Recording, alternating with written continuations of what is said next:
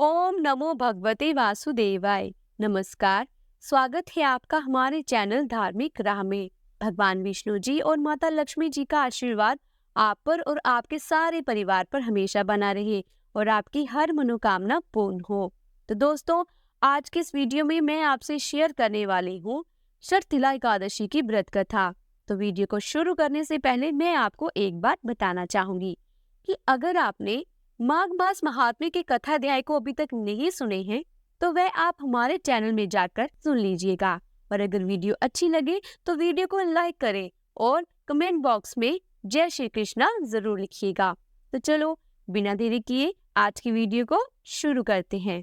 देखिए, शास्त्रों के अनुसार एकादशी की उत्पत्ति स्वयं भगवान श्री कृष्ण से हुई है, इसलिए इस दिवस को माधव तिथि भी कहा जाता है।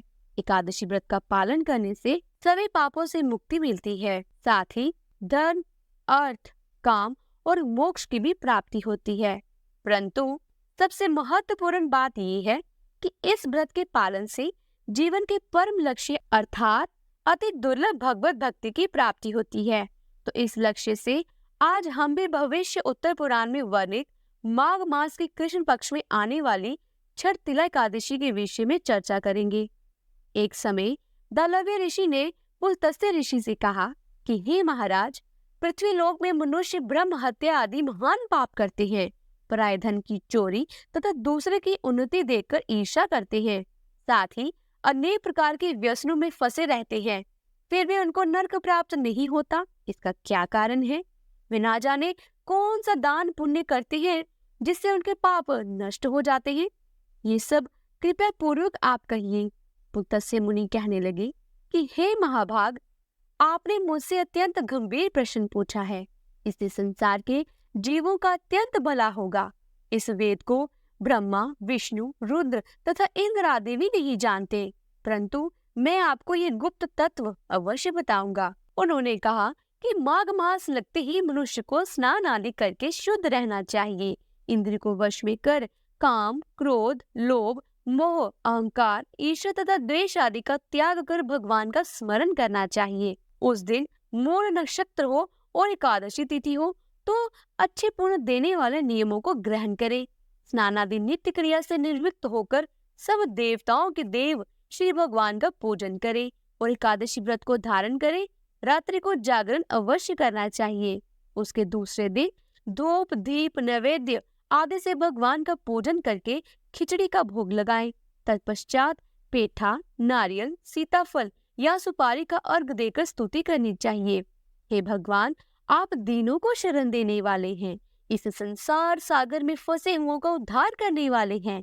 हे पुंडरीकाक्ष, हे विश्व भावन, हे सुब्रह्मण्य, हे पूर्वज, हे जगतपते, आप लक्ष्मी जी सहित इस तुच्छ अर्घ को ग्रहण करें।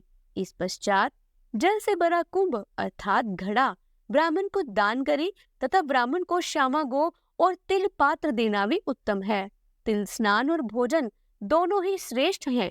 इस प्रकार जो मनुष्य जितने तिलों का दान करता है उतने ही 1000 वर्ष स्वर्ग में वास करता है। तिल स्नान, तिल का उपटन, तिल का हवन, तिल का तर्पण, तिल का भोजन और तिलों का दान, ये तिल के 6 प्रकार हैं। इनके प्रयोग के कारण ये छठ एकादशी कहलाती है। इस व्रत के करने से अनेक प्रकार के पाप नष्ट हो जाते हैं। इतना कहकर पुलत्स्य ऋषि कहने लगे कि अब मैं तुमसे इस एकादशी की कथा कहता हूँ। एक समय नारद जी ने भगवान श्री कृष्ण से यही प्रश्न किया था। तब भगवान ने उनसे कहा कि हे नारद, प्राचीन काल में पृथ्वी लोक पर एक वृद्ध ब्राह्मणी रहा करती थी। वह बूढ़ी ब्राह्मणी बड़ी ही श्रद्धा से मेरी पूजा किया करती थी। वह मेरी अनन्य भक्त थी और साथ ही हर प्रकार के व्रतों का पालन किया करती थी, परंतु उसने कभी देवताओं या ब्राह्मण को अन्न या धन का दान नहीं किया था। भगवान आगे कहते हैं कि वह स्वयं एक ब्राह्मण के वेश में इस ब्राह्मणी के पास गए और उससे भिक्षा मांगी। ब्राह्मणी ने उनसे कहा, सत्य कहे कि आप कहाँ से आए हैं? किंतु भगवान ने अनजान बनते हुए उसे कोई उत्तर नहीं दिया। क्रोधित होकर उस ब्राह्मणी ने उनके भिक्ष पात्र में मिट्टी डाल दी। उसके बाद भगवान अपने धाम वापस लौट गए। कुछ समय बाद वह ब्राह्मणी ने भी अपनी तपस्या के प्रभाव से श्री हरि के धाम लौट गई। उसकी तपस्या के परिणाम स्वरूप उसे एक सुंदर महल मिला, परंतु उसने अपने घर को अन्न और बाकी सामग्रियों से शून्य पाया। तब घबराकर भगवान के पास जाकर कहने लगी कि हे जनार्दन, मैंने अनेक व्रत आदि से आपकी पूजा उपासना की, लेकिन फिर भी मेरा घर ऐसी स्थिति में क्यों? इसका क्या कारण है? इस पर भगवान ने कहा, पहले तुम अपने घर वापस जाओ। जब देव स्त्रियां तुमसे मिलने आएंगी तब उनसे छठ तिला एकादशी की विधि सुनना, तभी अपना द्वार खोलना। घर वापस जाकर वह ब्राह्मणी देव स्त्रियों की प्रतीक्षा करने लगी और जब वह उसके घर आई तो उनसे इस एकादशी का महात्म्य पूछने लगी। देव स्त्रियों द्वारा इस एकादशी की कथा सुनने के पश्चात ब्राह्मणी ने द्वार खोल दिया। उन देव स्त्रियों के कहने के अनुसार उस ब्राह्मणी ने छठ तिला एकादशी का व्रत किया और इसके फलस्वरूप उसका घर अन्न, धन आदि सामग्रियों से युक्त हो गया। ये था इस एकादशी का महात्म्य जो भगवान श्री कृष्ण ने नारद मुनि को बताया और फिर पुलत्स्य मुनि ने दलव ऋषि से कहा। इस कथा से हम ये समझते हैं कि ये व्रत इतना सशक्त है कि इससे दुर्भाग्य, दरिद्रता और अन्य प्रकार के कष्ट का नाश होकर मोक्ष की प्राप्ति होती है। विशेषकर जैसा कि हमने बताया ही है कि इस एकादशी के दिन तिल का दान करना अत्यंत लाभदायक माना गया है। इस दिन तेल, वस्त्र और भोजन का दान करने से अच्छा स्वास्थ्य और आध्यात्मिक चेतना प्राप्त होती है। परंतु किसी भी एकादशी के व्रत का पालन किसी लालच से बिल्कुल नहीं रखना चाहिए, बल्कि बहुत ही श्रद्धा और भक्ति भाव से रखना चाहिए।